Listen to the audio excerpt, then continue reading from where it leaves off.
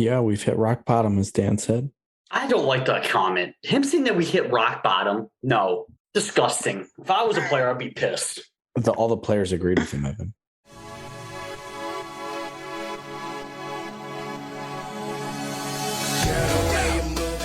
Cheers to episode 92.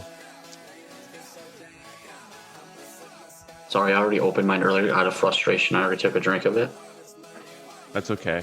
I forgive you. I'm drinking, I don't know if I've had these on. They're called Kona Spiked Heart Seltzer.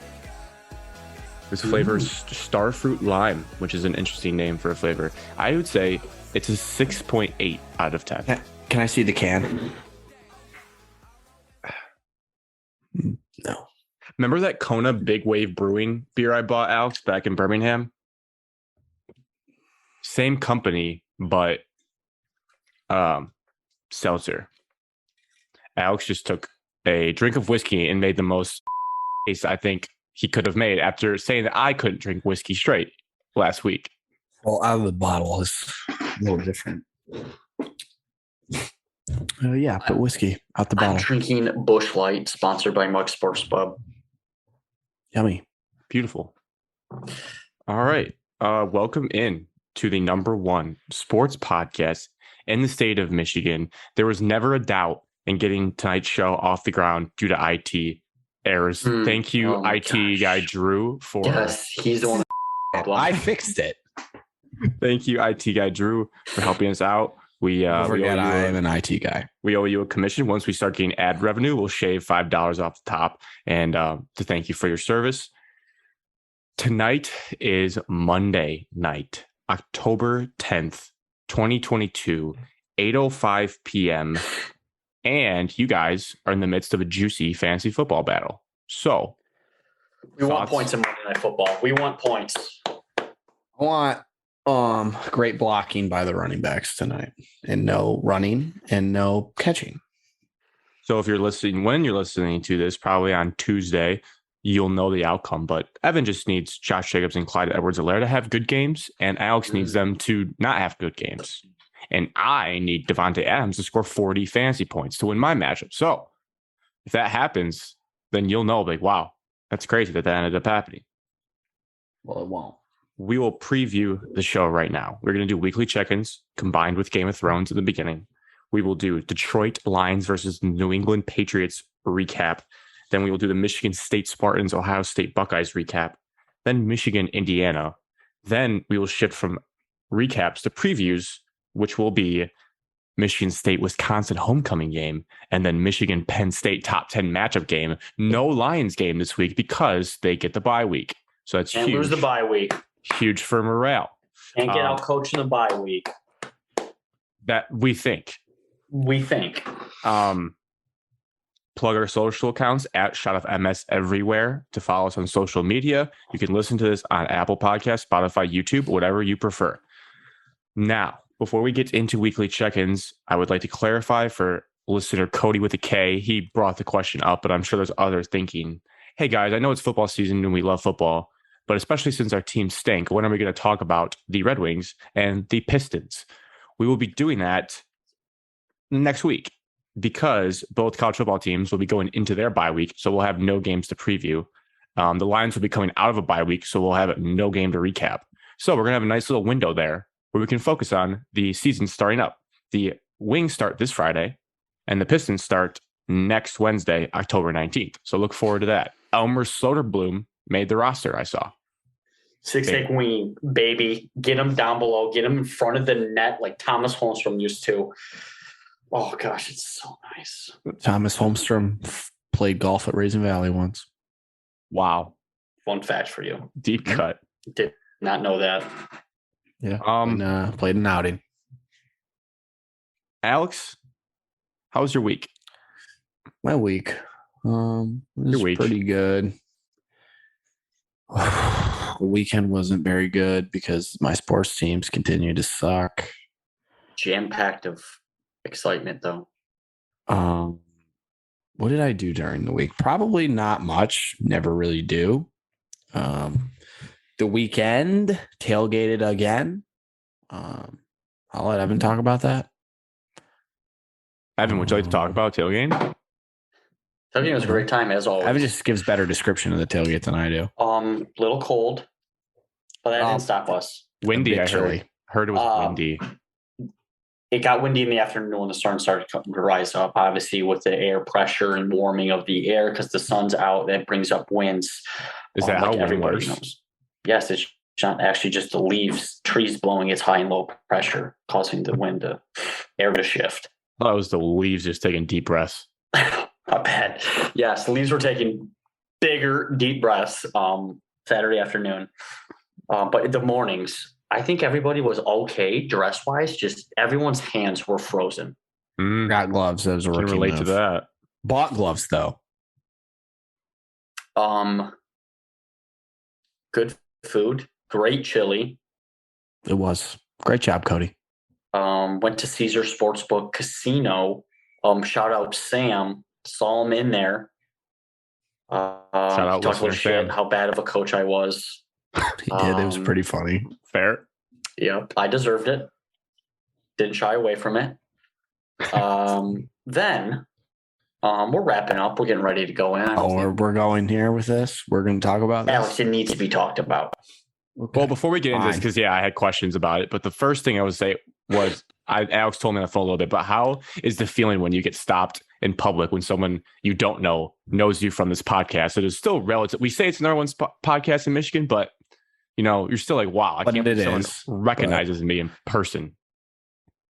Yeah, it was pretty cool. It was a good feeling. It was a very Evan good feeling. Downed his face with some pulled pork right afterwards to make himself feel even better. So good. And then it was surprising. The dark side of tailgates they don't tell you about when Karen shows up. Karen's like a wind gust gets blown to your tailgate. Yes. So first of all, there's two kids became friends. One played hockey, and one played football. These kids started it off. They come over. They try to get an autograph with little Mosey. They thought one of the people at our tailgate was a rapper and asked for his autograph. And he signed something for him. He signed their palm.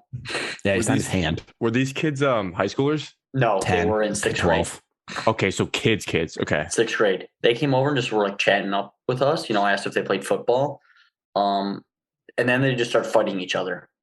Like just full on. Oh, now, did we instigate any of this? Possibly. Did somebody tell them, hey, $10 for the first person to land a punch? Wow. Possibly. Who could have done that?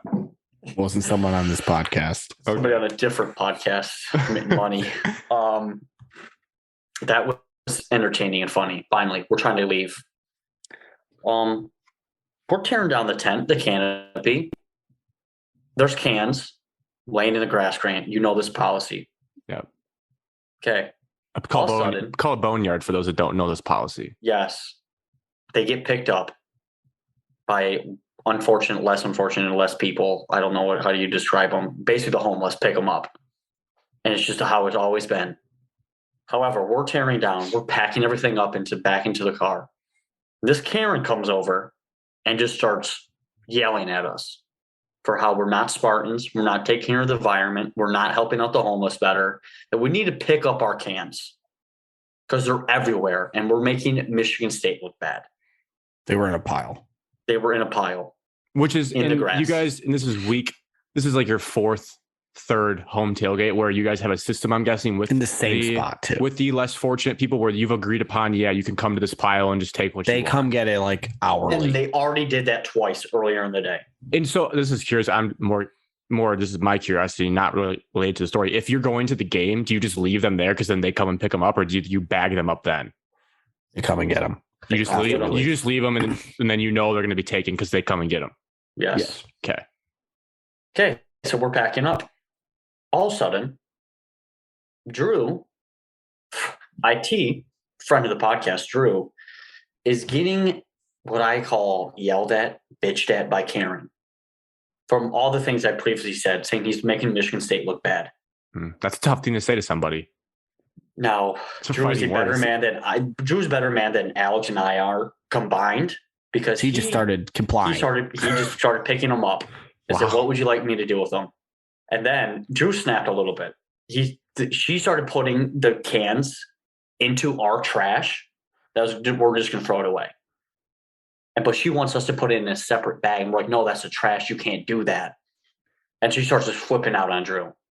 And that's when the alpha dog, the loves confrontation, thinks he's the best person in the world, steps in. I'm not sure that's exactly why. So I think that was a little unclear. So she wanted a separate bag? Well, I'm confused. She wanted us to do them a favor by putting the cans in a separate bag.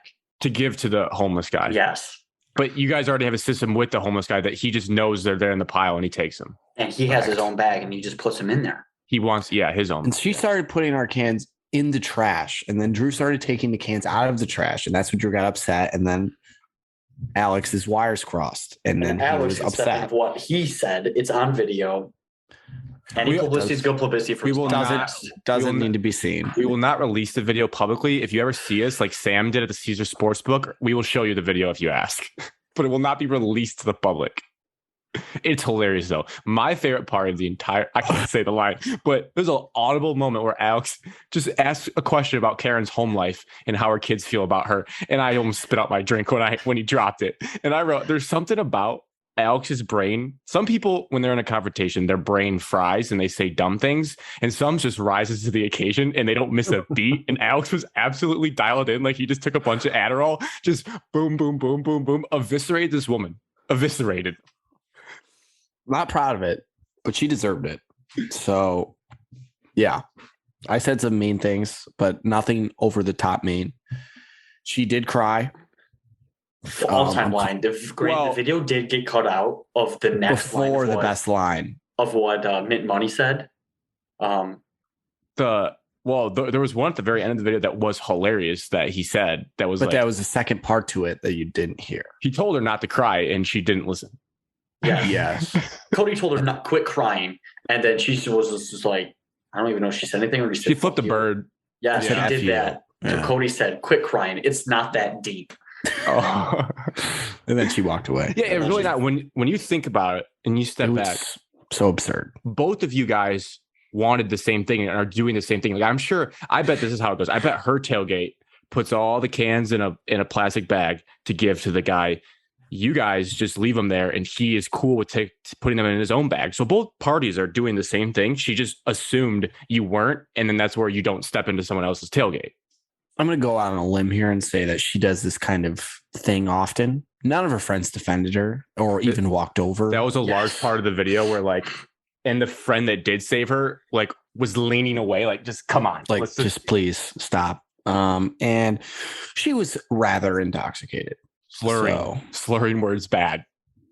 And there's another just key part, and it's just mind your damn business and worry about yourself. That's what the whole world should start doing.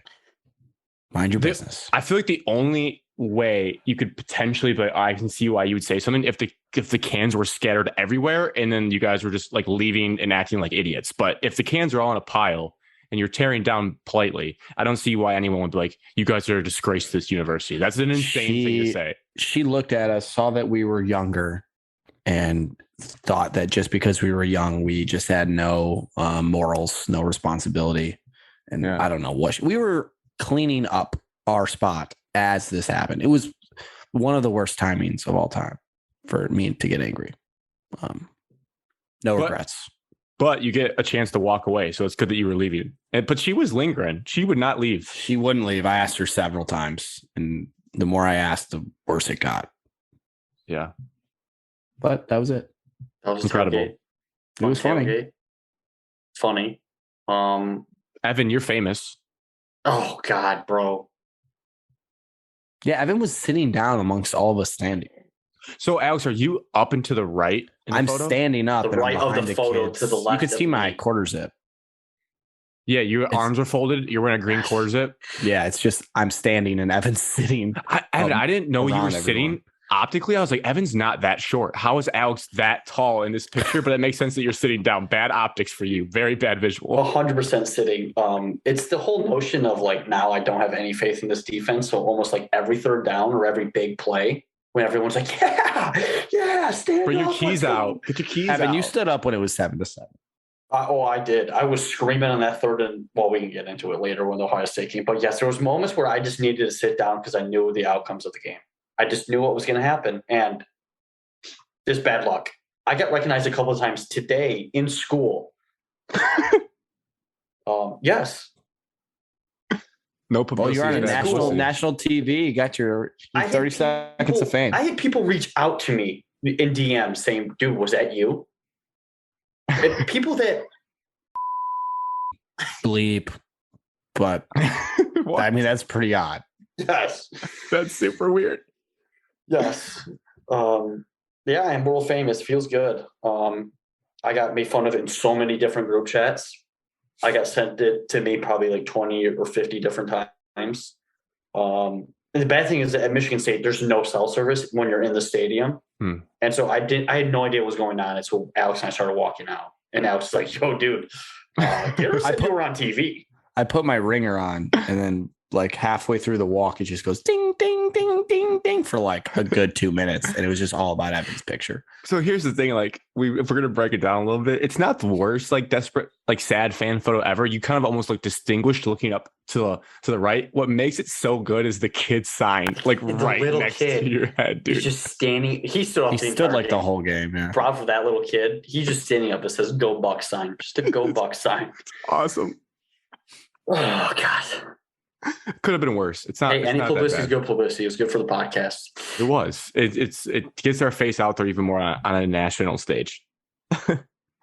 I'll go quickly in mine, and there's one last thing to talk about briefly. My parents visited Minnesota this weekend.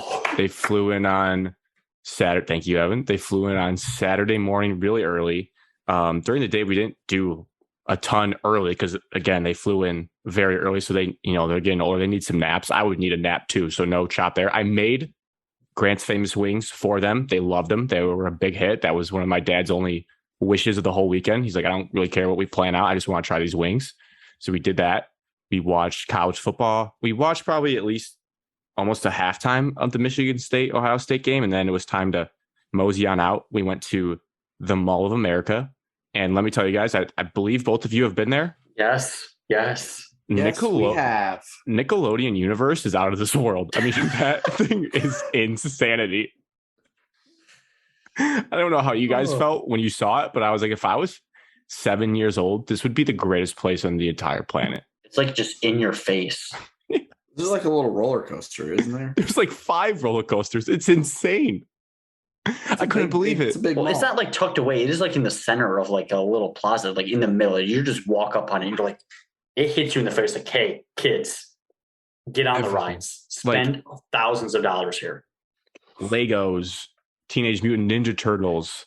There was even like shows they had rides for that I didn't even know the shows. Like that's how up to date this place is. It is an absolute behemoth of a facility, and like the mall itself, yeah, it has like every single store under the sun.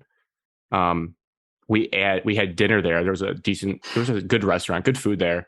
On the first level, there's a ton of restaurants, but we made reservations before, went to that, gave them a tour of where I work. That was cool. Did that late at night. It was a little spooky, like no one being in there, but it was cool for them to get to see it.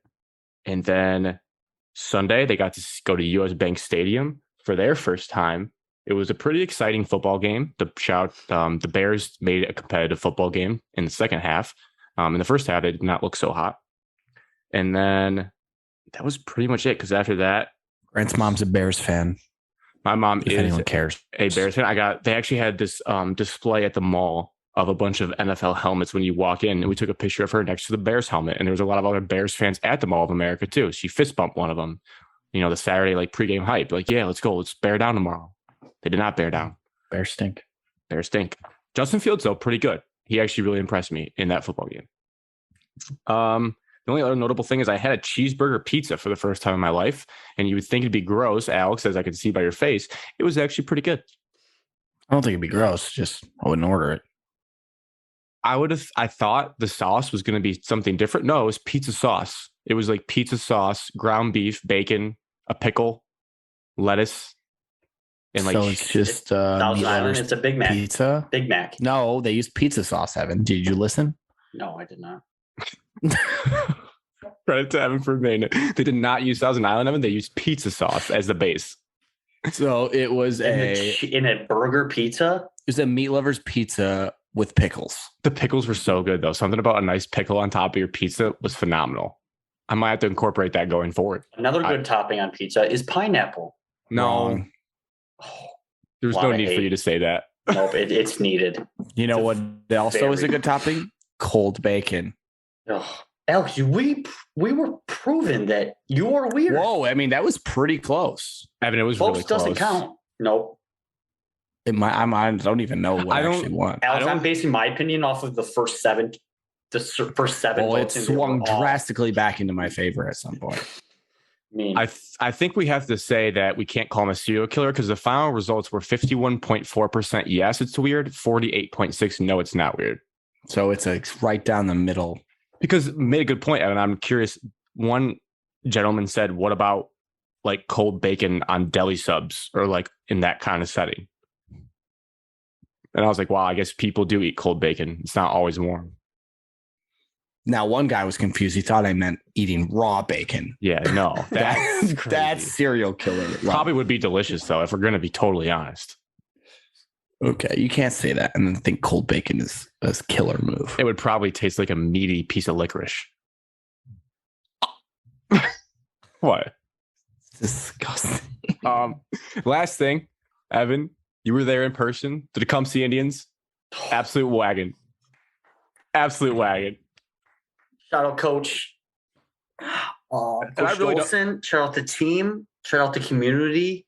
The entire town was like there. We had more fans there than Chelsea did, and I put that on my grave. They that did not seems sell like out a their reach, home fans. but they did not sell. They didn't even sell out of all the their bleachers. Like their fans weren't packed. They're defending state champions. Bigger stands. They won the state championship last year. Yeah. Yeah. Holy Batman! What SEC a win! Championships on the line. The first SEC loss in 5 or 6 years since we beat them. First time losing to Tecumseh since 2013. So I mean, it was a big deal. Great to see. Tecumseh has dogs on their team, just athletes everywhere, and their offensive line is probably the nastiest group of guys that just are going to physically manhandle whoever's in front of them. So they're going to win the state championship, is what you're telling me. Super impressive. Well, I'm not going that far. They're very talented, very well coached. So I don't know if they can win the state championship. I'm not putting it out there that far. But they have a very good chance to win the district championship. Very good chance to host multiple playoff games. Host and win. That'd be huge. That's undefeated, right? Undefeated. 2 games left in the season. Clarenceville and Bay City, John Glenn. Last game of the year is at home. And anybody that's listening is like, guys, it's high school football. Get out of the past. No, not in this instance. I found myself, oh, this team's good. This game cemented like, you know what? I'm going to care about this team and actually like follow what they do after Friday nights and see, because there's something about Chelsea you just hate so much if you grow up in our town. And I was watching along on like Twitter videos from all the beat reporters, and there was pay $1 to stream it. I couldn't. There was no stream of it. Yeah, there was for $1. Why didn't you send it to me? Oh, I didn't know you couldn't find it. I thought you were a tech guy. You watched it? No. It's on NFHS, I think. I didn't pay for it, but it's $1. It wasn't on there. Yeah, it is. I promise they did not have it because my dad would know, and he said he looked on their website and couldn't find it. I looked on 3 different websites. I just saw an advertisement for it that day on Facebook saying it was going to be on there, so don't quote me on it. Cheese's mom watched it on there, apparently. Well, I would have. Next time I will if it's there. But credit to me also, because I was like, let's give the team some love. I really had to refrain from saying anything mean about Chelsea in the tweet that I sent. I was like, that it comes to the athletics account is probably not going to want to interact with this if we just like shit on Chelsea in the tweet. So I kept the GFC to myself. I kept everything about Chelsea to myself. I was like, let's just focus on the positive of these high school kids playing football. Felt weird. Should have logged into the Jungle account. I don't have that information anymore. Oh, we created it. if anyone somehow this gets back to whoever runs the jungle account, let's just chill on the emoji usage, okay? The people, the founding fathers of that account did not envision it for like 20 emojis to be used in one tweet. So let's just chill. There might not have been emojis when we started it. Yeah, let's just chill on that. I appreciate the enthusiasm, but there's better ways to do it. That's all. So we will continue to monitor them as they go forward. Hopefully we can cover them live from Ford Field one day. That'd be pretty cool. Awesome. I think we could get sideline passes for that as a media member. You know, you'd think. Evan will be down there. Sideline. Yeah, I can get you guys sideline passes. Not a big deal. That. Not a big deal. House of Dragons. House of Dragons. Spoiler alert starting now. Alert. Okay, FYI, Grant, we can't spoil anything for main Game of Thrones from here on out. We have an avid listener. And you ruined something big for Luke. Yeah. You ruined Ned Stark's death. He just started Game of Thrones like a couple of weeks ago, and you said last week on the pod talked about Ned Stark's death. Devontae Adams just had like a 70-yard touchdown. It was like 60, but 58.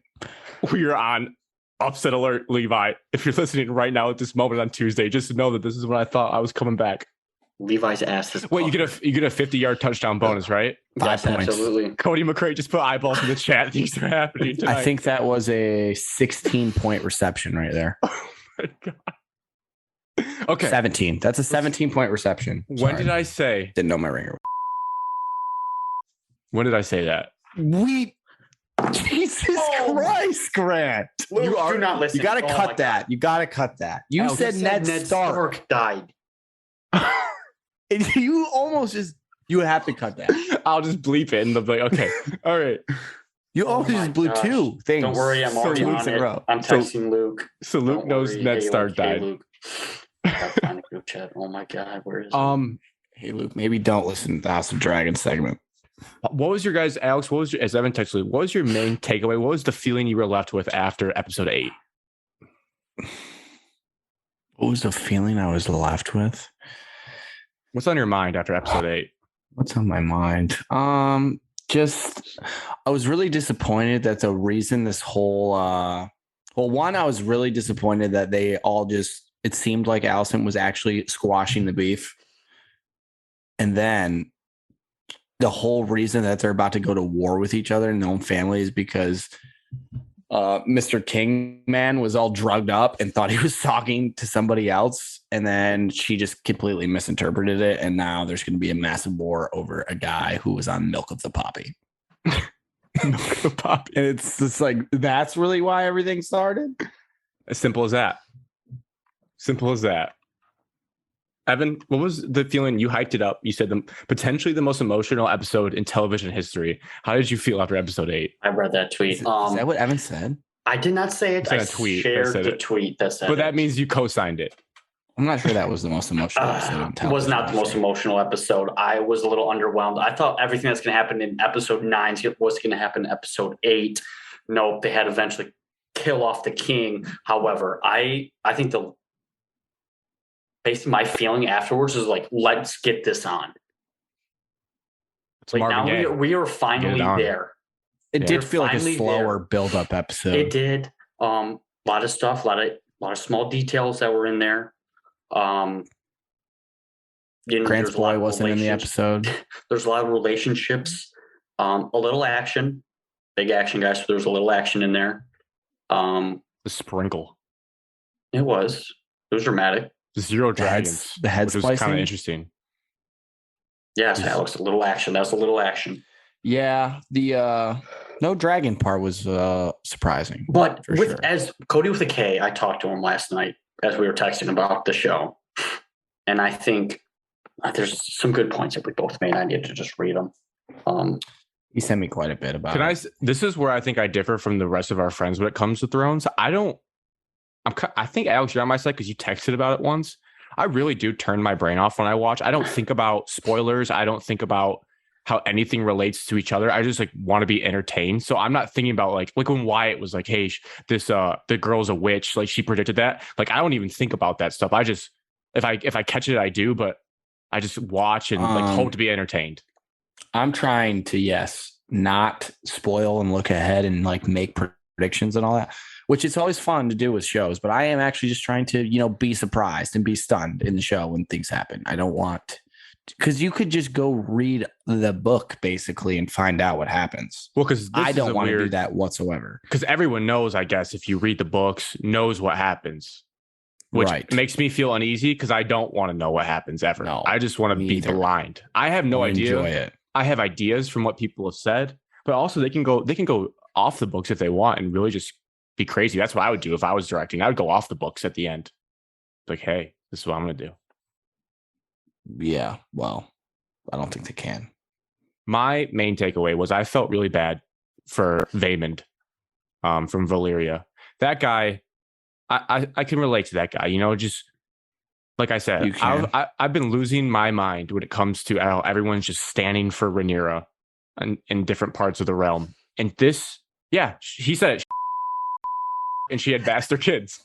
And the fact that this man, it's not her fault. Not her fault, though. No, it is her fault. Not her fault. No, her husband is gay. You could have.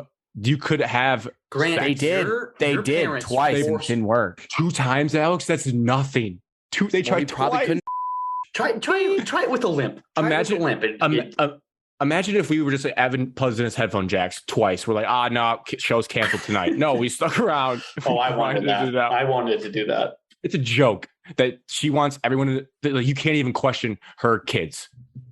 Her kids are strongs. Her kids are not. Her kids are entitled to absolutely nothing. Her kids are entitled to be poor people on the street with all I care. Okay. So the fact that guy lost his head just really pissed me off. I feel bad for him because I'm glad someone spoke the truth though. And I hate how everyone's like, oh, I can't believe you said that. Like, what do you mean? It's like living in the book 1984 with George Orwell. They just like spin narratives. I love how Damon just was like, say it, and then walked around behind him and just totally killed the man. I hate without even waiting. I hate that he did it from behind. From behind was so cowardly. Do it to it. Like, challenge him to a duel. That would have been sweet. That would have been better. Like, at least when Draymond punched Jordan Poole, he did it in front of his face. He didn't clock him in the back of the head. I was cool with the head slice. Well, visually, I was not. That was threw up. Well, I thought that was the coolest part. It was disgusting. It's a nice, clean strike. You guys are going to hate me. My next take that I had was that I think my guy going forward until proven otherwise is Aemond. I really like the cut of that guy's jib. He's a badass. A lot of people have been saying that. Well, I don't like how he looks. No, I like it. He looks like he's 35 years old when he's supposed to be 21. Yeah, he looks goofy. Well, he has no eye.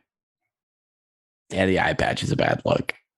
I don't think it's that bad of a look. I think it's sweet, and he's got like a scar. He looks better than his brother. His brother, I honestly hope, gets murdered next episode. Alex, that's not his even brother that sucks. Alex, an eye patch is way better than. Oh, I can't spoil it. Shit. Never mind. Can't say it. I would rather just see his no eyeball, like when Mr. Kingman just takes his mask off and you see his disgusting rotting half of his face. You mean Harvey Dent? The first thing I thought of when I saw that. His half mask was absolutely sweet though. Yeah, the gold half mask was pretty nice. It reminded me of the movie 300 with the night people that became those Halloween masks. That's what he looked like. Remind me of James Bond. The most recent one, No Time to Die. Oh, Evan, great pull. 5 movie. Look at all these references. And then my very last thing, when I was just sitting there, when King Viserys was doing his very heartfelt last speech of his life, looking at everyone in this room like, why can't we all be one happy family and get along? And I was just sitting there and I kind of knew it, but it like dawned on me. I was like, that's because this one big happy family is 4 different families that all are nothing alike. You have the Hightowers, the Strongs, the Valerian and Targaryens, and he just wants them to all be buddy. It's like, no, dude, you created like a melting pot of people and you're like, let's just all get along. That's just not how one big happy families work. There's just people everywhere because your daughter's and brought in the Strongs and pretends that they're light skinned with blonde hair. I just can't believe that this is what is being argued. He doesn't pretend they're light skinned with blonde hair. That's what they want everyone to think. He just wants to avoid that conversation. He knows it deep down. He knows it. However, he doesn't want anything to press his bloodline. Yeah, if he doesn't, then he's just an idiot. Well, he's dead. So good. That's also good. Wow. I didn't really like it. Is that confirmed? Yeah. Yes. When they did the preview to next do you episode. watch the trailer for the next episode? I actually didn't this week. It legitimately said the king is dead, and then they moved on. The first 4 words of it was the king is dead. Oh, okay. Well, I'm gonna have to watch that after this.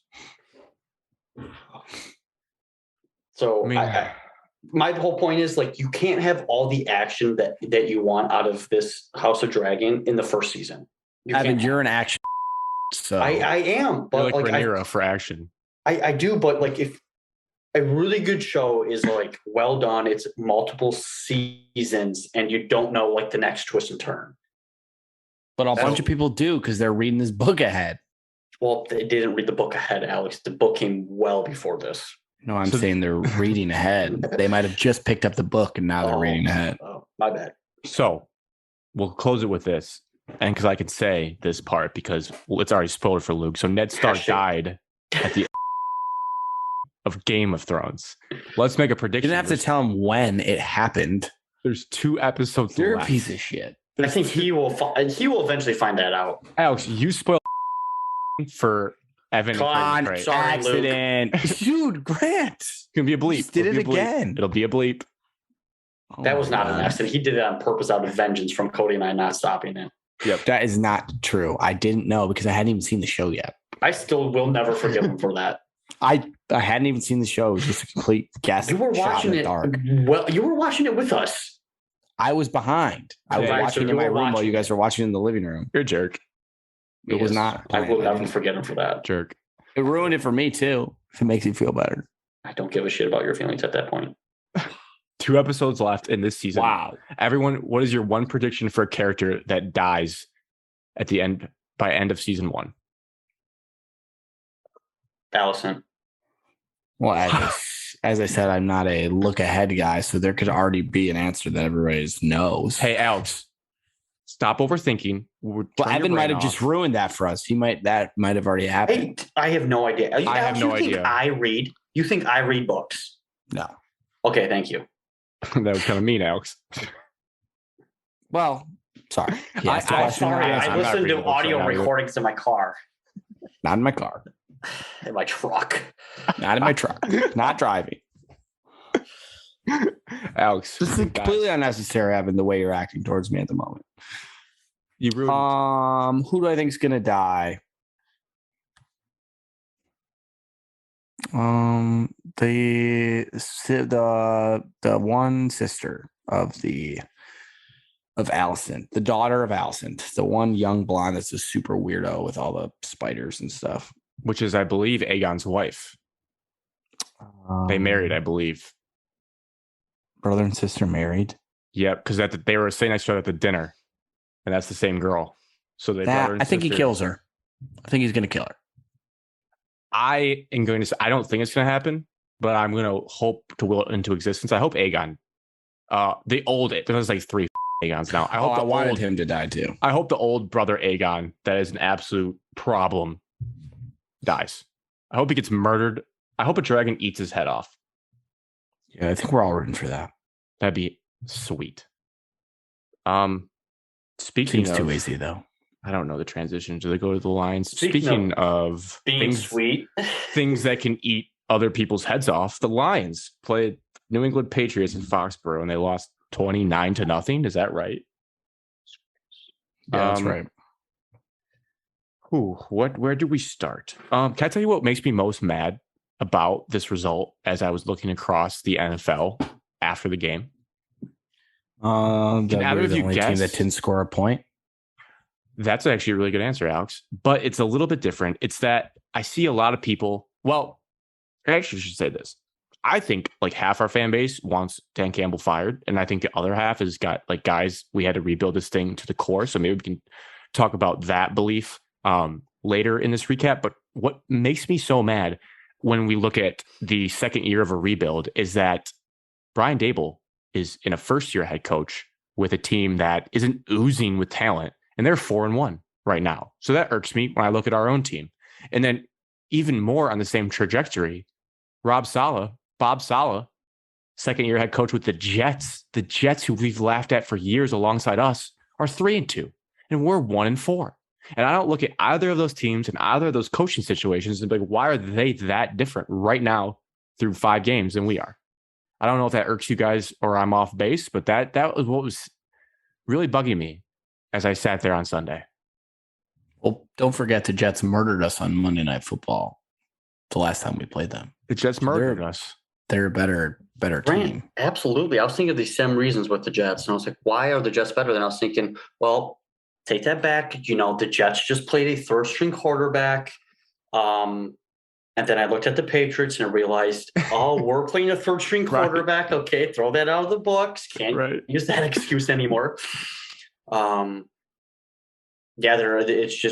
It's completely embarrassing. It is. That's how I felt after it. It's like you sucked me in to get me there to like cheer for the team and be like, yes, there's something different about this team. Best offense in the league.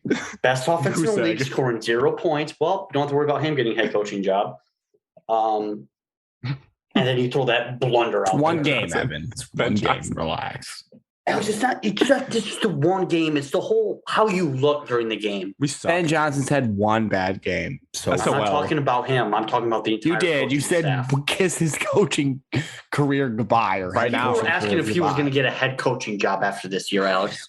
He could if Dan Campbell got fired and he was the interim head coach and he did a good job. So Alex said he'd always be the next head coach of the Lions. Dan Campbell's not getting fired. No. Think Sheila's going to fire Dan Campbell. No, Brad will. I don't think she has the heart to do it. I don't think Brad will either. Evan, what were you saying before? You were saying something about just comparing teams and how it's just completely utter embarrassment of how you can't get any production out of anybody. I heard it was so embarrassing for you that you you walked out of an apartment to get on with your day because you couldn't wait. There was you didn't even accept a ride. You walked. Yes. There was no point for me to stay anymore. I didn't want to be home at a certain time. Didn't have to watch the Lions anymore. So I'm going to get out of there. I said my goodbyes, said, hey guys, I'll see you in 5 days. Some of you a little bit longer. And I left. Alex, I have a question for you from the Lions Patriots game. I think we've reached the point where we have to ask ourselves a dread question that we asked Michigan State a couple weeks ago. What can we look for? What can we tell ourselves to keep us interested in this team going forward? Because as much as we want to just completely ignore them forever, it is football. We will keep an eye on the Lions because of the nature of football. What are we going to tell ourselves, give us hope for the rest of the season? Give me There's not much. Jameson Williams, whenever he comes back, I would like to watch him play football. I'm going to be honest, though. You should not plan your weekends around the Lions whatsoever. You should do anything but watch them. That's fair. Evan, what are you holding on to? Amon-Ra. I mean, it was fun to watch him at the end of last season, so now he can just do it in more games this year. Instead of 8, he can do it in 12. Maybe beating the Bears twice. Maybe just once. Yeah, I'm not sure they're going to run the ball down our throat, bro. Getting a high draft pick. If the bros are coming out, Evan's upset. Getting a high draft pick. And my Jared Goff theory was proven right. He cannot play outdoors. Yeah, that was a big weekend for that theory. A monumental. Like if Evan were to present a PowerPoint slide on why Jared Goff can't play outdoors, like that would be slide 1. He looked like a completely different quarterback. Different quarterback. Evan, he was forcing passes that he hadn't done all year. The first drive was an abominable throw to TJ Hawkinson. And I guess Jonathan Vilma said we ran the same play versus the Seahawks. So that's also just, you can't look down the same receiver on the same route 2 weeks in a row, especially against Bill Belichick. He's just going to tell, hey, buddy, hit corner. Just play Hawkinson here. They're not going to throw it to Tom Kennedy in the slot. I can promise you that. He didn't have all his weapons.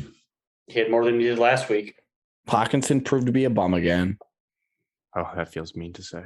But yeah, I watched offensive line struggled. Some of the offensive line had their worst game of the year, which is not a good time to do it. Matthew Judon made them look like little boys. They ran the ball. Taylor Decker is $19 million worth of crap. The PFF grade, take that back. The infuriating thing about it is watching back. And it's almost worse because I knew the final score. I knew we didn't score. And I kept watching our drives, being like, how do we not get points? We're moving the ball pretty fluidly from the 20 to 30. Like from our 20 forward on fourth down 20 times to their 30. A single one. You could have coached that game better from Dan Campbell's standpoint. Well, if I tell you No, something, if I would have told you this, going into the game, you're facing a third string quarterback, rookie quarterback. Your defense hasn't been playing well that much this year, if at all. Do you want to give your rookie quarterback confidence, or do you want to put him back against the walls and make him have to drive all the way down the field to score touchdowns? probably the second option if I could. But it's been Dan's MO, and everyone wants him to be aggressive. Brand even said, if we lose being aggressive. Alex, you just made my point. I think situations to do it, and there's not They were up 19-0. They hadn't scored an offensive touchdown yet. No one's going to coach a perfect game on those decisions, Evan. If we punted 6 times and the score's the same, you're just going to be upset about that. The same. They would have not been the same if we punted on 4th down and short, because Jared Goff got sacked and returned for a touchdown. I think 30% of this game you can put on my shoulders. I think someone showed Dan Campbell my social clip of me telling him to go down in flames and just be aggressive, because and he did. I don't know if week one Dan Campbell's going for it on 4th and 9. Evan, you agreed with these flames. Yeah, you guys are also 15% to each of you. I'm not mad about it. Alex, to be quite honest, I'm not really either. I think if you're 0 of 6 on offense, that's not Dan Campbell's fault. That's like your offense just this game. Yeah. I mean, I don't hate the decisions to go for it. It's helped us play better in other games when we have done it. 4th and 9 was a little crazy. I'm not going to. And I know people are like, they said out of kicking practice that 50 was too far for them. I call BS on that unless Michael Badgley is hurt, because I watched Jake Moody and Maryland's kicker and like 3 different college kickers this year make 50-yarders like it's a chip shot. So if Michael Badgley, who we know has been in this league a while, made 4 field goals last weekend for the Bears, can't kick a 50-yarder or attempt one, I don't really know what we're doing there. But then again, if he misses the field goal and then they go down and score, we're equally as upset. I think some of the decisions like that were a little crazy, but overall, this is just like it's just a big game of poop. Like, it just was nothing. The offense, if you can't score a single point in an NFL football game in 2022, I don't care what risky decisions you made game management wise, your team is just bad. Yeah, you're 100% correct. This team is just bad, and people need to realize that. And you know why? Does this game make you more furious, or did the Eagles game last year make you more furious? The Eagles game. No. Well, different reasons. I watched Jared Goff throw it away on 4th down. This game made me in this situation, I'd rather have him throw it away on 4th down than get sacked, stripped, picked up, and returned for a touchdown. This game made me feel. This game made me feel more embarrassed. The Eagles game was more furious because I didn't like that we weren't even playing Amon St. Brown when I knew he was good. This game, we played everyone we had. This was just embarrassing because you look up at the score and you're like, we are losing 29-0 to the Patriots, who are playing. It was a slow death too. Like, it wasn't like we just got blitzed from the jump. We just sucked the whole game, and then they just kicked 5 field goals. But it really wasn't. And again, looking back, we moved the ball really well. It's just like when we go 0 for 6 on 4th down, and your kicking situation is the worst in the entire NFL. It's like, I don't really know what you're going to do. Like, your offense just has to get 3 of those. And yeah, 4th and 9 was a long one, but they got stuffed on a 4th and 1 to start the game. Like, you can't get 1 yard with one of the best offensive lines in the NFL. That's just a joke. That's not Dan Campbell's fault. Yeah. I don't know, dude. It was just disgusting. And you know, the biggest thing is why we're bad, because it goes back to golf. I made a golf analogy here. There's another one I have later in the show. But for this team, the mark of a good golfer, wouldn't you guys say that being a good golfer means you're consistent? Like, anybody can have a hot couple holes, but a good golfer is someone who's consistent day in and day out. And we just proved with this team we are not consistent, because if the offense still was able to be good, we'd be like, okay, like, we're at least an okay team. We can rely on our offense. I can't rely on any single thing with this team anymore. Our defense looked better. Our offense was terrible. The week before, it was the opposite. So we're just a bad football team that has zero consistency whatsoever. Yeah, we've hit rock bottom, as Dan said. I don't like that comment. Him saying that we hit rock bottom, no. Disgusting. If I was a player, I'd be pissed. All the players agreed with him, Evan. Bullshit. Speaking of rock bottom, this is the question that's not an excuse. You're just saying that they hit rock bottom and they're going to only go up from here. Why is that an excuse?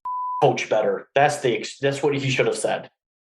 Well, he says every single week is he's the reason we lost the game. So, well, he was the reason they lost the game against the Patriots. So you think so? You think Dan Campbell is most of the blame for that loss? yes. Do you think that's just like midweek coaching? You think the game management decisions were like the reason they lost? The game management reasons were 60% of the reason they lost. Okay. I agree. Also have to perform, Evan. I agree with the 4th and 9, but like the other 5 4th downs, like he can't make our offensive line get 1 yard to start the game around the 50. That's on our offense. I understand that, but also the play calling on those 4th downs were absolutely the worst designed 4th down plays. But then that has to be Ben Johnson. Ben Johnson calls correct. But Dan Campbell is an offensive guy. You're not telling me that he doesn't have an input on the offense in key situations. I guess you want to fire Dan Campbell, Evan? No, I don't. Absolutely not. I do not want to fire Dan Campbell. I am just questioning his game management currently from that game was horrendous. But here's the thing, though. Like, I do agree he's definitely more offensive guy than defense, but I don't think he's anything. Like, I don't think he coached tight ends. I don't know if anyone. I think people do say he knows more than we think, but like I don't view Dan as like some offensive guru that's like, hey Ben, we should run this. Like I just want Dan just to be the motivator, and then maybe he's just a motivator and he needs to hire someone else to manage the game, because we might be getting to that point where like, hey, you just motivate the team and manage the day-to-day and have someone else do your clock and then have the other guys do the defense and offense. Because he's messing up a lot. He's messing up once per week where it's like, dude, can we just not do that mid-game? It's just my philosophy of making the rookie quarterback go like the length of the field and not letting them to get any momentum. I think 9 out of 10 coaches would agree with me. I think that. And then the other coach was Dan that Campbell. No matter what happened, and unfortunately, he's on our sideline. If we punted 6 times and lost 29-0, you would be mad. If we went for it 6 times and you get in, you're going to be mad. You're going to be mad no matter what because we got spanked. I get there. You're trying to find something to blame, but that's not. The 4th downs isn't the only reason we didn't score a point and we got blown out and the defense sucked the whole game too. Ass interception and triple coverage. Yeah, it was a really bad throw. The whole team played bad. It's not like Dan Campbell. I'm not saying that, Alex. I think Lee McNeil had a good game. I'm going to say something nice. Blaming 60% of it on Dan Campbell's 4th down planning is. Craig Reynolds had 12 fantasy points when he's only projected 5. That's a good game. Craig Reynolds nearly fumbled the handoff to turn a 3rd and 2 into a 3rd and 9 that led to the 4th and 9 decision. Chop Craig Reynolds for that move. Was I invested at the moment? Probably not, Grant. That's on me. No, that's okay. I was just watching it back and I was like, Jesus, Craig, get the handoff. Here's a question for Rock Bottom. This is a listener question submitted in person by my dad. He goes, it's a great question because I was sitting there. I was like, he goes, do you think we'll finish with a better or worse record than we did last year? Because we might finish to be better. You think? I think we just play an easier schedule. But I don't know if we do because I'm realizing how bad we are. Like the Jets are not an easy game anymore. I was like, yeah, we'll beat the Jets. And a Giant. Like we may not. We might just lose to everyone. We might just lose to everybody. Oh God, Grant, you have a very good point. All right, Larry. I'll test your knowledge here. I think the team will bounce back and that they'll win more games than last year. Like if I look at our schedule right now, let's say if Tua is back for the Dolphins, I think we win 1 game in our next 8. And that was us after we beat the Commanders. We said we would be 4-1 going into the Dallas game. Oh, and our preseason predictions, we were all above 500. We just really missed. We missed bad. Stupid. We are so stupid. We really are. That's 4. Yeah, 1 win in the next 8. I'm predicting if Tua Tagovailoa is back healthy. Oh my God! I told you, Grant, our Cowboys defense is going to eat our lunch. We have 1 win. I see 1, 2. Bears. I think we split the Bears. I think we beat the Panthers, and I think that's it. I think we lose to every other team on the schedule. So I Jaguars? I think they beat us. I think we go 3-14. At home. 3-14. I think we're. So I don't know if that's. You know what? I don't even hate it anymore. 3-14 looks good because that means you have potentially have a top 3 pick, potentially have CJ Stroud, Bryce Young, or I understand. I will take it. 3-14, all aboard. 6-11. That's nice. Speaking of draft picks, there's a lot of smoke that Carolina might fire sale their team with their coach because they have no draft picks. Bills reached out for Christian McCaffrey today. Oh, Tom Pelissero said he did not. They did not. I saw a verified check mark. I saw Tom Pelissero said they did not, Alex. That's You are fascinating. a dirty, dirty liar. I'm not lying. I just read it from you're a you. liar. I'll send it to you since you just claim I'm Alex, lying. I trust Tom. But for us, how much would you guys give for a pass rusher like Brian Burns? They wouldn't trade him, would they? If they're blowing it up, If they're blowing up, that means all the veterans are got to go. yeah, I'm he's not sure they would do. Because I looked at him, he's That's like DJ Moore gone, Christian McCaffrey gone. Right. It's like those guys. But would you give up? So right now, I think the Rams pick Aiden Hutchinson for Brian Burns, yes. Evan, relax. We'll ask about that in a second. Right now, the Rams pick we have, I think, is like top 15. Would you give up that pick for Brian Burns? Beep. See ya. That pick is gone, and Brian Burns is wearing the Honolulu blue. That's where I'm at too, because like he's established, he's done it. He's doing good this year, and he was great. He was great. He was a Pro Bowler last year. He's only 24. I think you can rely on him. And that's better than like taking a shot on the 15th guy. So if they want that pick, I say we use it for that pick. Yeah, I agree. All right. So we're all. Is there anyone else from their team that you really like? I looked at their team today. I was like, I don't really see anyone else that I really want that would help us.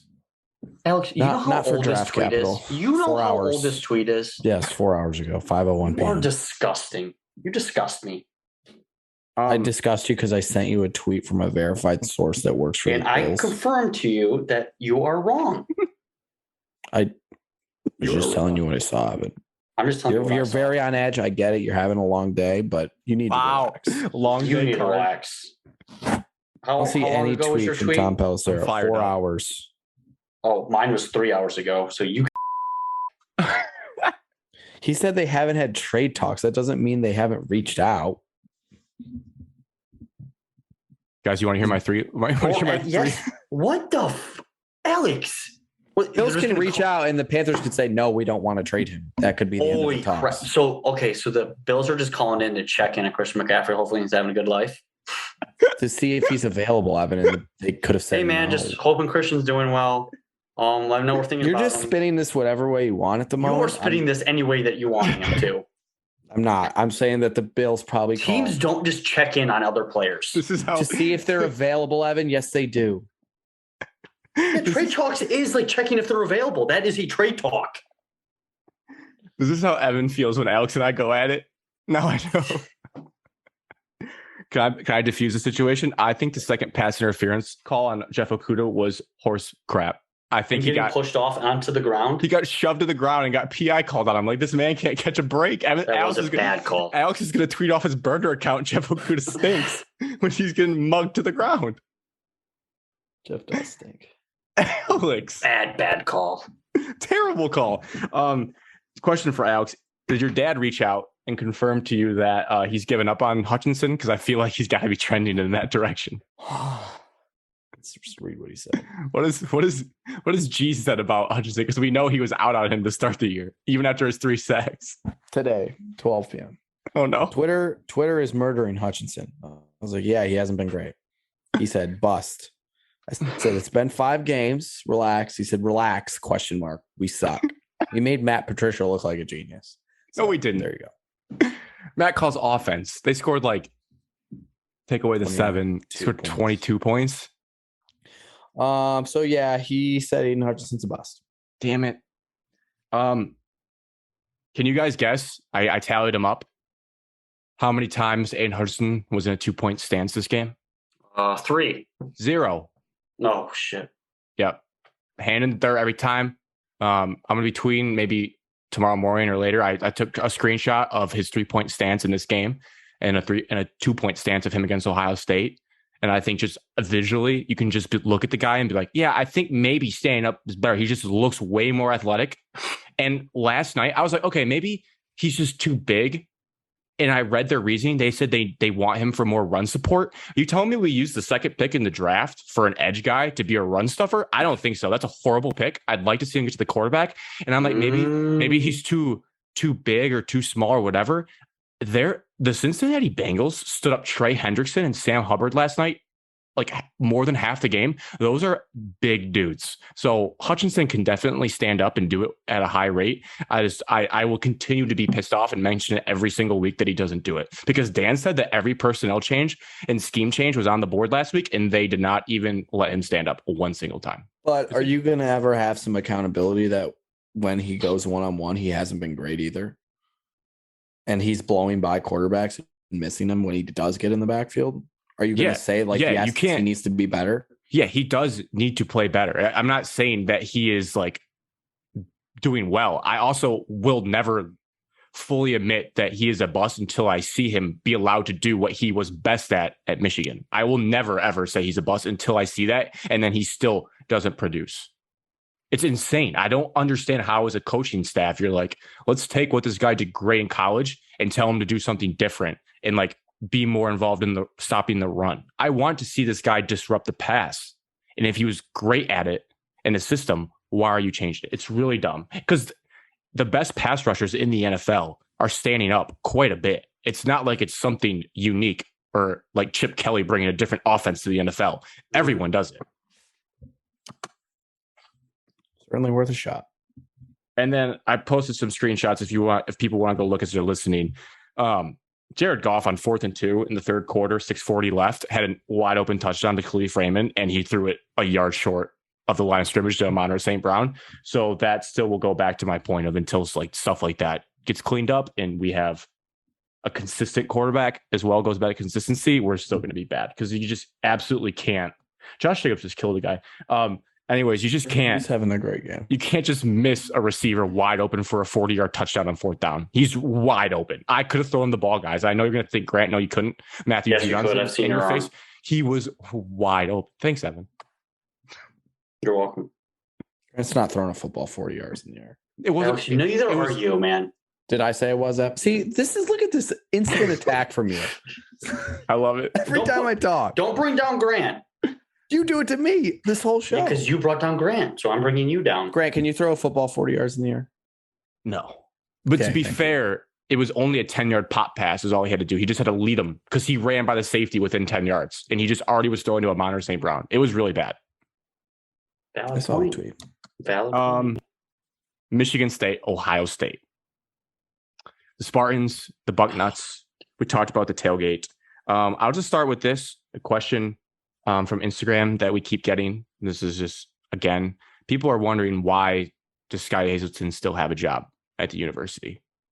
So we're too scared to fire anybody, make any drastic changes, affect the locker room halfway through the year. Yeah, because it doesn't make sense to fire someone in the middle of the season, because it'll just cause more issues. There's multiple Big Ten universities that have already fired their coaches or coordinators throughout the season, so it's not uncommon, and I don't see why we can't, but I'm just giving you what I think, which is a ridiculous baby high school JV excuse. I agree with that, man. I mean, I'm not saying you shouldn't do it. I'm just saying that's their reasoning. What are anything you'd like to tell the people about this game? Anything that you took note of, or were like, hey, I would like to talk about this on the show? Yeah, Jay Johnson stinks as an offensive coordinator. His ass is on the hot seat, and it has been. Evan Cadmus is leading this charge. He is incapable of creating formations that bring you advantage on offense. You know, when you were trying to run the ball, sounds right. Grant, if you're trying to run the ball, why would you tighten down your formation over and over and over and over and over again? Unless you had like a bruising offensive line that was good at a gap scheme, I don't think I would tighten my formation, which I know Michigan George State Kittle is not. Blocking for me, I would, but he's not out there. Like, if you have to guard it, if you go put a wide receiver all the way on the other sideline, at least one guy has to go guard him. But no, we're bringing guys into the line and making it harder for us to run. Also, you need to get different formations to run the same concept over and over again if you want to be that successful. Continuously running the same formation throughout the game isn't going to work against top defensive coordinators. And that's all. I continue to see the same formations over and over and over again. It's mind-blowing that you like going into a game plan and you think these are my only plays, and also going into a game plan and you can't generate any offense on the first drive. You should know exactly what Jim Knowles is going to eat for lunch that day and what first 5 plays I'm going to run. Hey, they moved the ball in the first drive. They just didn't score. One catch. It was a 50-50 ball. That's what they got. What was the ball again? I forget. Was it Jaden Reed Jaden Reed off the down sideline, sideline. left That's sideline. honestly their whole offense, at least in that game. That was like the extent of the offense was just like one-on-one Jaden Reed. They got their best player in one-on-one matchups, as an offensive coordinator should do. Did he do it enough? No. Because he can't, because their defense core is going to adjust, and we're not going to. And also, like, the one-on-one, I know what you're talking about, Alex, but, like, it's just fade routes. Like, anybody in Spartan Stadium could dial that up. He's not doing anything that gets Jaden Reed separation, like a crossing route that he can catch in stride and, like, go score a touchdown. A la how teams use Cooper Kupp and Justin Jefferson. It's just, like, run a 9 route, and we'll just throw it up to you and hope you make a cool back shoulder adjustment. Thorne does do a lot of checking at the line. So he does change plays quite a bit. Yeah, I'm ready for him to be done. Honestly, as a Michigan fan, I want Peyton Thorne to play in that game. I'm praying he does. I think I will be nervous if Noah Kim starts. I'll be like, this will be one of those weird games where Noah Kim is like the new savior, or even Caden Hauser. It might bite me. You might clip this and be like, Grant, you're an idiot. If Peyton Thorne lights us up, then so be it. But I don't see a world in which he does. He looks lost. He's having a terrible season. No way to argue against that. Defensively, I think we all know, we've talked about the talent. I don't want to belabor that. Swiss cheese. What really upsets me, if I were a Michigan State fan, is watching two guys that have been there last year, Gross and Brantley, just absolutely botch a coverage on a very important third down that goes for a wide open 50-yard touchdown out of a slot fade. Like, how, as Evan, you're laughing, you saw it. And I feel bad for Mangum on TV. Everyone's like, oh, Mangum blew a coverage. No, Mangum thought he'd have time to get over the top because there'd be somebody running with this guy out of the slot, which is an easier fade route to complete than wide open. And you could see Herbstreit talked about it. Gross goes and tells Brantley, like, the communication, and they just completely cover the same guy. I don't know how that is happening this many weeks into a season with two guys who played last year and have been in the system for more than 1 year. I don't understand. Yeah, I don't think Angelo Gross is very good. It's insane that they're blowing coverages at this point. I think Brantley is still a true sophomore. No excuses, Alex. No excuses. No, and I think it was a gross mistake. Gross. It was a gross mistake. Alex is back. Yeah, it's disappointing that you can't communicate on the field. It's unacceptable. It's not even disappointing. It's fireable at this point. It's like, what are we doing? Like, you guys can live with Marvin Harrison just mossing Brantley. That's just like, okay, that's a talent gap. Marvin Harrison's probably going to be an amazing receiver for years to come. That's fine. Players make plays. Jaden Reed did it to their cornerback. But you can't just be like, hey, guys, we're just going to ignore a slot fade for a 50-yard touchdown on third and medium. That's insane. You're a D1 Big Ten program who won 11 games last year, and you just didn't cover a really good wide receiver in the slot. Yeah. I'm getting frustrated for you guys. I've reached that point.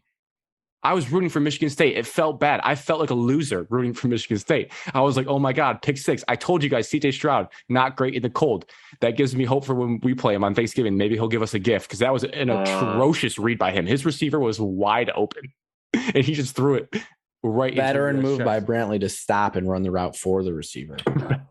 So he is a veteran, so he has played enough, Alex. So he isn't just a true sophomore. You know, whatever I say, you're gonna yell at me. You're gonna come at me. No, that one he got you, and he got you in the press. Body bag there. Brantley's a young guy, and I think he's going to be a good player for this team in the future. Gross, I can't say the same. Fair. Do you guys have anything? I don't know. I just wrote down like. Yes, I do have one thing. If you're a Michigan State fan and you're bitching and complaining because you have to sit down because people are standing in front of you the entire game, get the hell out. Okay, I like that. Get the hell out. Yeah, I agree. The last thing I had was just like, as this has happened 2 years in a row now, it feels like Michigan State fans, no matter, because we've seen, like, even if there's a somewhat competent Michigan team, Michigan State can upset them. That rivalry is tight. It's leaned green the last couple of years. You can beat Penn State towards the end of the year. But like, you really won't ever be like, yeah, we're back until you are competitive in this game. Because after the last 2 years, I don't know if I'm off. It feels like as a fan base, you're like, okay, yeah, we're like good, but you're not really like drinking Kool-Aid until you show that you are competitive with Ohio State on the big stage now. Like last year, sure, because it was new, 11-2 with Mel Tucker, but now the shine's worn off. Like if we're not competitive in this game as our litmus test, I don't like, what do you really, really get excited for? You don't. So it's fair. It's fair to say that. Like, it's like this game needs to be like, this is what we're measuring ourselves on for years to come. I think it's every Big Ten team in the conference, their measuring stick is them. So, yeah. Yes. I wouldn't say years to come based off I'm not, of one I don't game. think we're trending and just, we're going to be awful for the next 10 years because of Saturday's game. I'm not going to be in psycho and crazy and think that. Yeah, it was disappointing. I was expecting that score from the jump. I mean, you give any Michigan State team, I'm expecting that type of a game. Just because Ohio State's that much better than everybody. Yeah. But it's almost like, next year or years down the line, like you beat Michigan, you beat Penn State. It's like, yes, that's good. That's very, very good to celebrate those wins. But it's always like, all right, we need to see competitiveness against Ohio State, or is this going to be like, we're just going to run into a brick wall? Well, you're never going to win the Big Ten without beating them. So yes, that's the ultimate goal anyways. So yes, you have to beat them to achieve your goals. Yeah. Well, how did you guys feel for my team after seeing Ohio State live in person? What odds Michigan wins in Columbus this year? Well,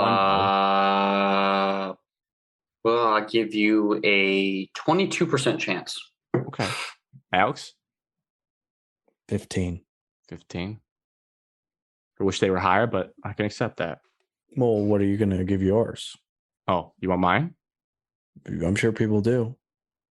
Right now, I'd say 40% chance, 60-40 bucks.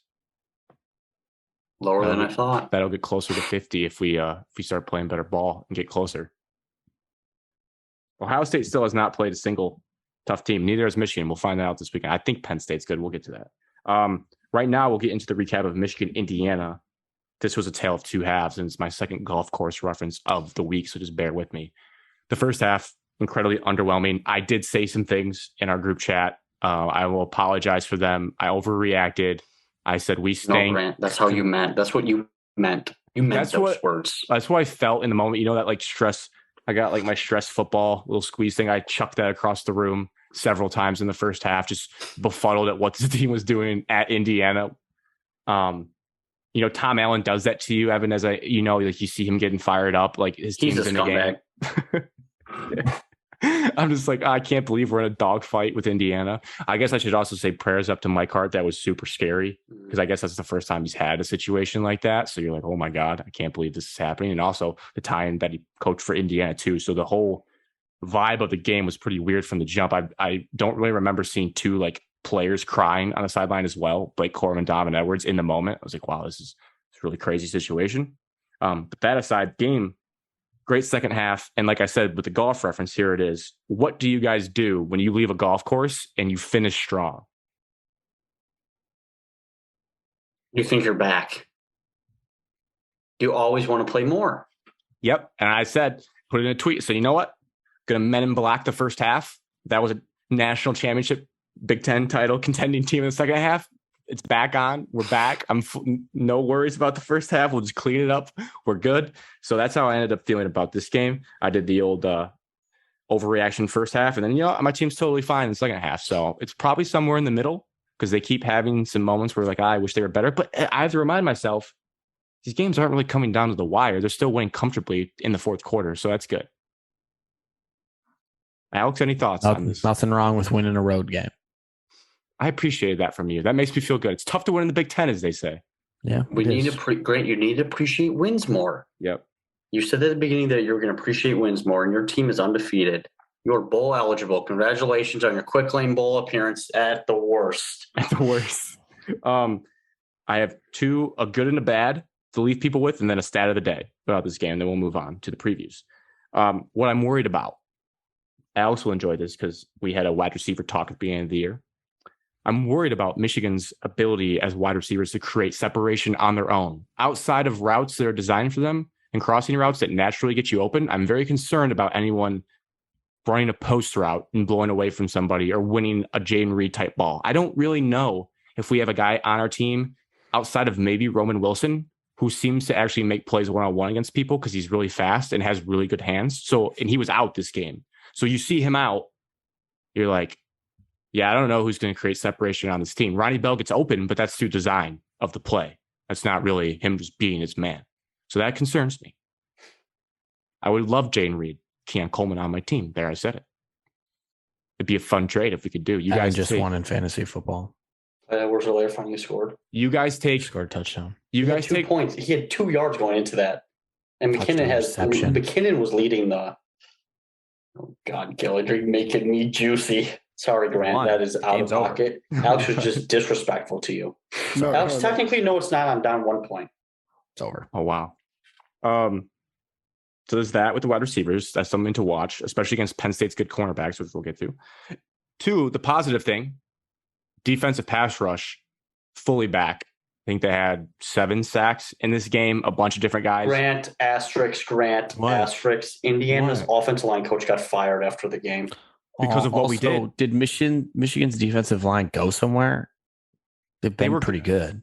They weren't that good in the. They murdered Iowa in the last at the quarter end of that game. Yeah, maybe Alex. You know what? Kool-Aid. Did they ever leave? Maybe Michigan's off defensive line is sweet. And the crazy thing is they're just rolling out true freshmen that are just absolutely bodying grown men offensive linemen in the Big Ten. Mason Graham, Derek Moore. I'm forgetting a guy running through people. Kenneth Grant. We fired him. It's still an asterisk. All right. I'll give it to you, Graham. You're fair. It'll be interesting to see how they do. I think it's 7 sacks against Penn State. Then I'll give it to you. Like last year, they almost did, but then they had Sean Clifford is a bad quarterback, so you might just do it. And James Franklin's overrated. So congrats on your win this weekend. Relax, Evan. Stat of the day. Michigan is 6-0, as we discussed. And the 6-0 in back-to-back seasons. Last year, this year, 6-0.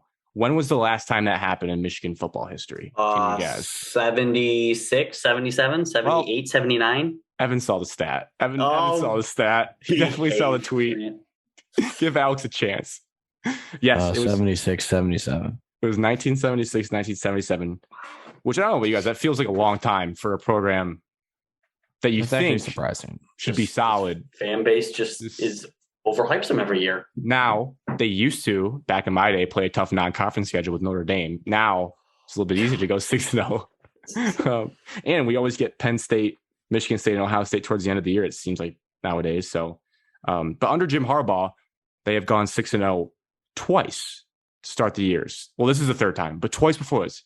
2016, which was JT was short, and then last year.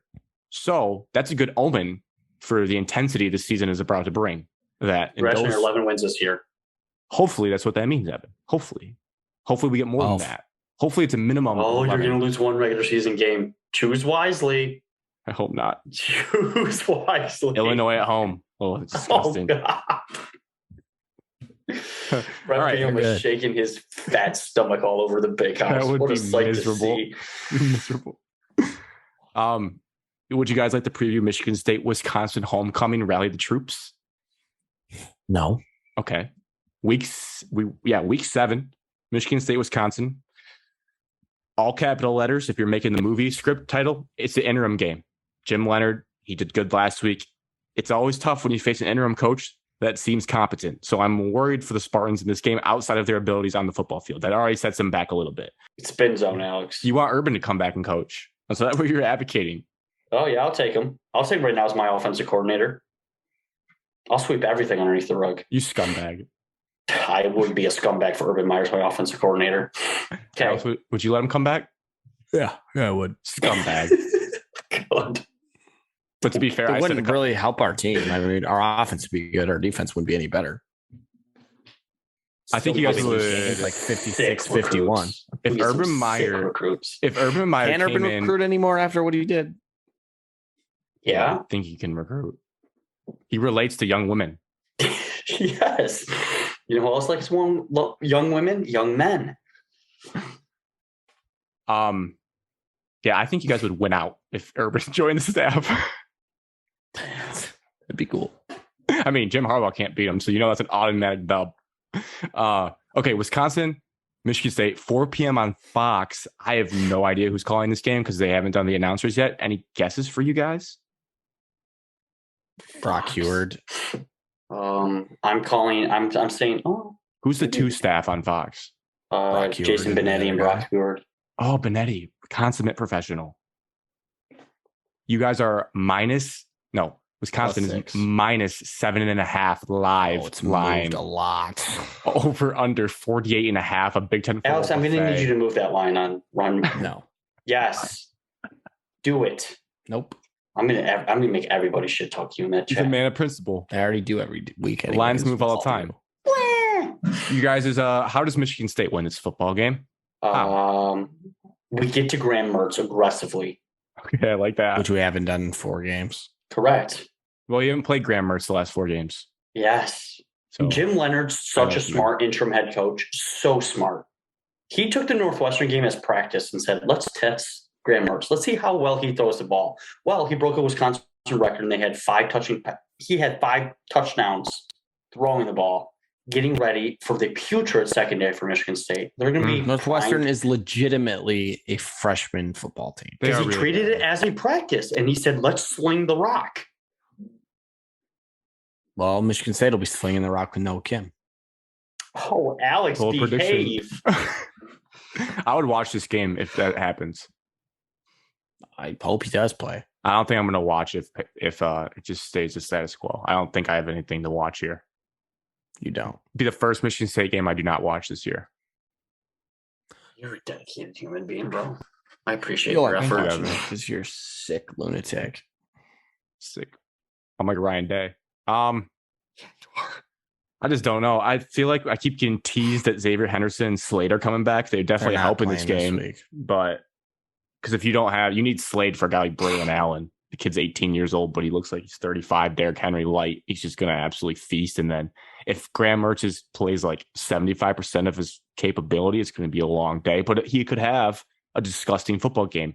I've never seen Graham Mertz since his COVID year play 2 good games in a row. So maybe bank on that. Offensively, I'm guessing Wisconsin's defense is pretty good. They always seem to have some stout white linebackers that just make plays. Yeah, no, we're effed. Oh, no, Alex. At homecoming, you can't lose your homecoming game. There was a fan of this podcast, a very dedicated fan that says we're going to win this football game. So shout out him. He knows who he is. Well, really? We don't. Who is it? Hunter. I love Hunter that. thinks we're going to win. Yep. Of all people I know on this planet, he thinks we're going to win. Yep. Jesus. Alex, it's homecoming. Matt Zink's going to be in attendance, dude. Oh, last time I saw Wisconsin travel to East Lansing, we were coming off a Notre Dame murder fest. We were undefeated, and then that loss started a train of 8 losses in a row in a 3-9 Fun fact, season. First ever ranked versus ranked matchup on BTN. Was Michigan State, Wisconsin. Yep. All right. 3-0, 3-0. It's homecoming. It's a bounce back spot. You got to get off the schneid at some point. Gotta get off the schneid. It's going to be a beautiful day in East Lansing. It always is. People are going to be boozed up. They're going to be on their feet on third down because they told them to. A lot of Wisconsin fans in the stands. There'll be some red, but you're used to that from last week. Evan's ready for the elements. The same thing, Grant. There was a lot of red in the stadium last week. It was actually jarring when I saw the photo. But that happy to be colorblind, couldn't tell. Ohio State, that's a huge. That's actually fantastic. Oh, I really can't tell in the picture. Oh, he fumbled with the ball up. Anyways, no. Anyway, sorry. That was great. That was great commentating. My speech, working you guys up here. Alex, how did I just lose one? How did I lose 4 points? Because they call him down on the 1-yard line. Oh, Gillen, you can't blue ball me like that. Yeah, I saw it, but I thought Alex was going to tell you, but he didn't. Figured that you'd figure it out. Final score of this homecoming bout. Gross. I got one. 24. Oh, yeah. 21.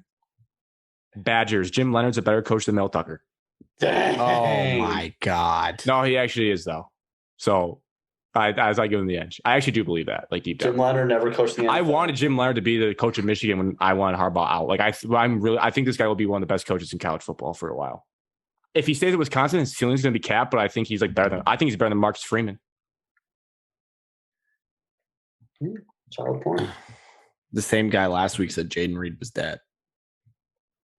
I actually woke Jaden Reed up. I said that 2 weeks ago. I did. He was dead. He's alive. He almost broke his back, so it makes sense it took him a while to get back. He still has butter fingers though. No one makes more insane catches that show you have great hands to like what the hell was that? Like I think he just needs drops easy passes. It's so volatile. 31-10 Badgers. Oh, not even close. At least mine's Peyton Thorne's going to be playing, and he's been bad. Peyton Thorne's playing? Oh, I got Badgers. I'm sure he's going to play. Badgers 40-13 then. Kidding. I have no reason to believe that they will start Noah Kim.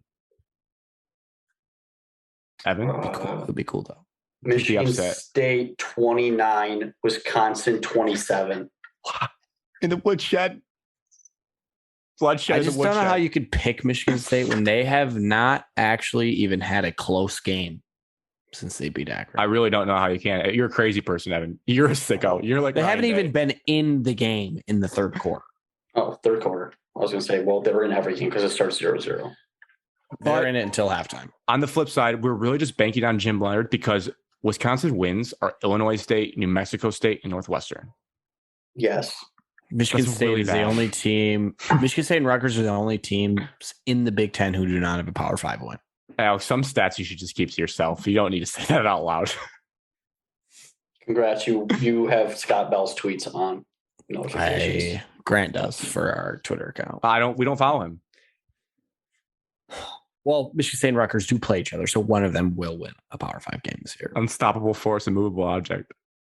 I was thinking back. So Evan was kind of saying that if we had Kirk Ferentz coach the Lions game, we would have had a better chance to win this weekend. Pretty much. Last weekend. If we played Kirk Ferentz ball, we would have had a good chance to win. We would have punted on those fourth downs. We would have played Jim Tressel ball. Been even more disgusted at how we lost. So what do you think we take Kirk Ferentz head coach, keep Ben Johnson so we don't have his son messing it up? You think that's a good duo? No. I think you just match up $1 million for Brian and $1 million for Scotty and just put them on the same team. Oh my God. That'd be awesome. Those coordinators, Brian Ferentz, Scotty getting $1 million to coach offense. And Scotty Hazelton is getting $1 million to coach defense. If they coached like the Orchard Lake St. Mary's, would they win a state title? No. Yes. I actually think they would. Alex, it's Jimmy's and Joe's, bro. Evan, did you want to update everybody on how many points your offense has scored? Alex, I knew that was coming. CEH did not score a touchdown there, like Alex said. But Josh Jacobs is a dog, and I knew he was going to be. That's why I drafted him. Evan, I'm talking about your offense in terms of the teams you coach that has 0 points this season. You're talking about fantasy. No, Evan's focused on fantasy football. I see what Evan's focused on. Anytime I get to beat Alex Gillen, it's a good feeling. However, asterisk tomorrow. Shout out to Evan's favorites, especially shout out Caden and shout out Zeke. However, there's an asterisk tomorrow. The 7th and 8th grade teams are not playing at the same site. One's playing at home, one's playing away. I will be going on the road. I'm just coaching 7th grade tomorrow. All right, narrow your focus. Dial in some points. Oh, we'll score some points. I hope so. I feel good about it. Michigan, Penn State. One of the biggest games on the college football slate that's loaded. Number 5, Michigan. Number 10, Penn State. At the Big House. Big noon kickoff. Do Joel and Gus just sleep in the Big House at this point? Like, is there any point for them to fly around the country? If they wanted to save miles and gas money, yeah, they should. Well, they've had 2 road games in the last 2 weeks. Guys. Alex, thank you. You keep my brain in check. I just assume every game, because Michigan doesn't play outside of the Big House, is in the Big House. But yeah, the whole Urban Meyer spying on our team effect is in full effect. It's just, I'm fully prepared for that man to know our playbook inside and out. It's not very lengthy, so it's not hard to memorize. So they'll have that ready to go. Hey, Johnson's not calling your plays. Come on. Have more faith. Like sometimes. Dave Warner calls our plays too. Michigan is now -6.5. It's right on the juicy win by a touchdown. You cover number 52.5 over under. I'm nervous. This is the biggest game of the year so far by far. And this week reinvigorates every single year. Listener Luke will love this. I absolutely despise Penn State fans. They are really up there. I like Michigan State fans more than Penn State fans. Penn State fans are an absolute cult, and they do this whole bit where they like in the summertime, in the winter, after the season, they'll be like, I've seen it. They were on a Penn State fans on a ski mountain, like just skied this hill. It's 2:30 p.m. and Michigan still sucks. They have invented some rivalry with our team that simply doesn't exist. Oh. It's super annoying. And I hate them. And I want to absolutely drag them in the big house like we did the last time we were a top 5 team against the Nittany Lions. It was Shea Patterson, took them out behind the woodshed, beat them by 40 points. Jim Harbaugh ran it up on James Franklin. You can get behind that, Evan, because you hate James Franklin. Yeah, because he is overrated. Well, how do you guys feel as guys that know college football about this game? What's your gut tell you about this game? Is this when we find out Michigan's frauds, or do they survive like they did last year in Happy Valley? Or do they blow them Penn out? State had a bye this past week. Yep, they've been preparing. I think Michigan survives by the hair on their chinny chin chin. So tight game. Yeah. God, Grant, yeah. I do think Michigan survives. I think the only reason they do survive it is because it's home. Do you think it'd be better for Michigan if it was at night? Yes, absolutely. Yeah, I think Sean Clifford would just be. Auburn doesn't count. Auburn's a very bad football team, and that's what's going to get brought up so many times. Is like, thank you. In fact, Penn State went on the road and beat Auburn. They're not very good. No, this Michigan team would shit on Auburn. So I do like Michigan, but Penn State seems to play up for Michigan games most of the time. They play up, but James Franklin and Sean Clifford are still in charge of this team, so I still like Michigan in it. I think it's gonna be low scoring. I don't think it's gonna be high scoring. I think it's gonna be a defensive grudge match. I think both quarterbacks are gonna struggle, and then it's just like a matter of fact of I don't like that many Penn State like athletes for the wide receivers. They do have stud running backs. Michigan has a couple stud running backs, but I think both teams are saying we're gonna stop the run and make the quarterbacks throw, and we'll see who makes the big throw. Can JJ finally connect on the deep post? It's going to have to come down to some form of scheme. I think you made great points, Evan, because I've been seeing on PFF, I've seen from Penn State fans, they're very confident in their defensive line and their ability to pressure the quarterback. And I know they have Joey Porter, who's an absolute dog on one side of the field. His arms are so long. Yeah. He's got Tracy Walker arms. So like one half the field, we're already not even looking at. Then the other half, they have this other cornerback who's been playing out of his mind and has been highly rated all year by PFF. So they got two good. It's almost like when we were playing Washington. And what concerns me is that you look at Penn State's rushing output. Now, let's read who they played, though. Purdue, Ohio, Auburn, CMU, Northwestern. They have not given up more than 4 yards per carry in any of those games. The highest rush total they've given up was 119 yards to Auburn, who I haven't talked about is still not. They're an SEC football team, but they're not that good. So Correct. If Auburn can get 3.3 and Evan thinks we'd kill Auburn, I think we can maybe average a little over 4 yards per carry. So that would be like what you need to just put this team in a phone booth. And then hopefully that sucks everyone down and you get 1 or 2 shots. But JJ, if he's listening, the kid just has to complete 1 or 2 of those deep balls. You can't overthrow Roman Wilson in a game like this. And on the flip side, defensively, Sean Clifford is erratic. He's sometimes good, and he like on that Purdue drive that won the game to start the year, sometimes he looks terrible. He's only thrown 2 picks this year. Makes me think 1 pick at least is coming in this game, maybe a strip sack. I don't think Michigan has had a strip sack they've recovered this entire year. It doesn't feel like. Maybe Yabi Oki gets this first, and that's a huge play. Maybe TJ Turner gets a pick. I don't know. You're going to need to turn this kid over at least once or twice. Rely on your crowd. Everyone wear a maze like you're being told to do. And just walk out of here with a win, please. Because then our season, I mean, if they lose, the season's still alive, hypothetically, but you just feel way worse about it because you lost to Penn State at home. If you win, keep taking it 1 week at a time, but you're really starting to eye up Columbus on Thanksgiving weekend. You're really like just getting yourself ready for that game. At least as fans. The team is not. They're going 1 week at a time. Predictions, Alex, or anything you want to say about the game? Nope. I think you guys covered it. Michigan 31, Penn State 28. Missed field goal to go to overtime. Oh, so 31-28. Michigan wins in overtime? No. Michigan's leading 31-28. Penn State gets the ball back with 1:16 left. They drive the field. They attempt a 47-yard field goal for the tie to go to overtime and miss it left. Wow. Oh my God. How far away is the field goal? 47 yards. Oh, geez, that's a boot. He hooks it. That'd be You don't sick. even have to watch the game, guys. That's how it ends. Good job. Yeah. Evan? I got a defensive struggle. I think it's going to be a low scoring, especially at halftime. I think it's going to be a Big Ten buffet at halftime where you're just Grant is puking, and he's rattled off some text messages saying how bad he is, how mad he is at the offense. Feels right. So I got like a 24-20 ball game by Michigan.